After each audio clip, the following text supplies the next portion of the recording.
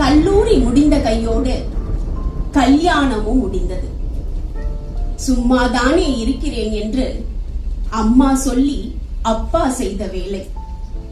சிறகுகளை வெட்டி சிறைக்குள் அடைத்தது போல இருந்தது அந்த நாட்கள். என்ன இந்த கொடுமை என்று என்னை போல எந்த ஆணும் நினைப்பதில்லை. என்ன இந்த கொடுமை என்று என்னை போல எந்த ஆணும் நினைப்பதில்லை. அதிகாலை எழுவதும் அனைவர் உறங்கிய பின்பும் அடுக்கலையில் பொருட்களை அடுக்குவதும் அவரா செய்கிறார்? அதனால்தான் என்ன இந்த கொடுமை என்று பெண்ணை போல எந்த ஆணும் நினைப்பதில்லை. என்னவரின் குரட்டை சத்தத்தை குறைவாக்கி நித்தம் ஓர் ஒலி என் காதுகளை துளைக்கும், தூக்கத்தை கலைக்கும்.